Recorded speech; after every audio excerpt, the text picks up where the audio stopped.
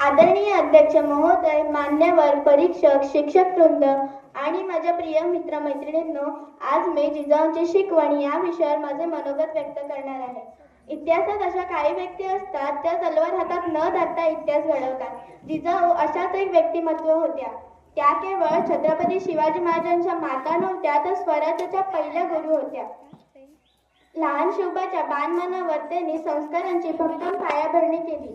त्यांनी आपल्या मुलाला पराक्रम शिकवला. त्याहून महत्त्वाचं म्हणजे कर्तव्य, न्याय आणि माणुसकी शिकवली.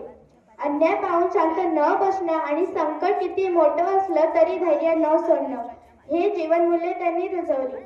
जिजाऊंची शिकवण केवळ शब्दात मर्यादित नव्हती, तर ती त्यांच्या वागण्यात, विचारात आणि निर्णयात दिसून येत होती. स्वतः दुःख सहन करून मुलाच्या भविष्यासाठी कठोर राहणं हे त्यांचं मातृत्व नव्हे तर राष्ट्रकर्तृत्व होतं. आज आपण छत्रपती शिवाजी महाराजांकडे पाहतो.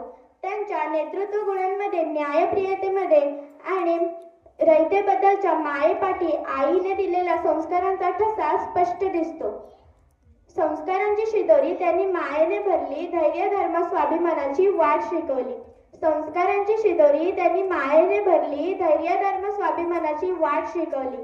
आई नव्हे तर राष्ट्रमाता, काळ सांगतो आज. आई नव्हे तर राष्ट्रमाता, काळ सांगतो आज. जिजाऊंच्या शिकवणीतून घडला शिवरायांचा राज. जिजाऊंच्या शिकवणीतून घडला शिवरायांचा राज. जिजाऊंनी स्त्री शक्तीचा खरा अर्थ समाजाला समजावून सांगितला. स्त्री म्हणजे कमजोरी नसून ती एक समाज घडवणारी आहे, हे त्यांनी आपल्या जीवनातून सिद्ध केलं.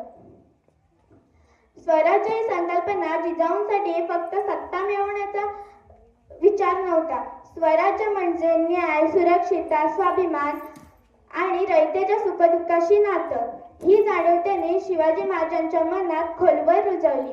आजच्या या धकाधकीच्या जीवनात जिथे मूल्यांची पायमल्ली होत आहे, तिथे जिजाऊंची शिकवण आपल्याला थांबवून विचार करायला लावते. आपण किती प्रामाणिक आहोत? आपण अन्यायाविरुद्ध आवाज उठवतो का?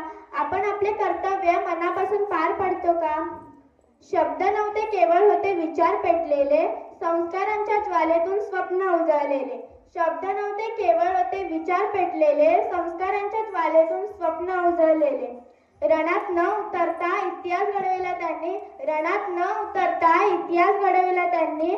जिजाऊंच्या शिकवणीतून महाराष्ट्र घडला त्यांनी. जिजाऊंच्या शिकवणीतून महाराष्ट्र घडला त्यांनी. आज आपल्यापैकी प्रत्येकात एक जबाबदारी आहे. आपण विद्यार्थी असू, शिक्षक असू किंवा नागरिक, जर आपण प्रत्येकाने जिजाऊंचे विचार अंगीकारले तर समाज नक्की